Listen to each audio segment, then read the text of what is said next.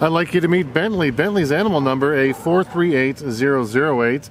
He's a 2-year-old male, a Cavalier Spaniel, red in color.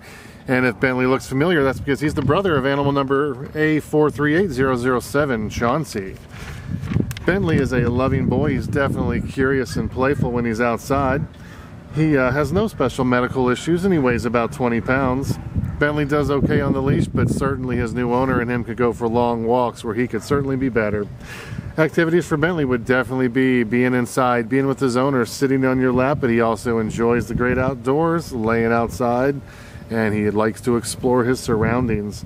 We're not sure if Bentley's housebroken. He's good with other dogs and he would be great with children.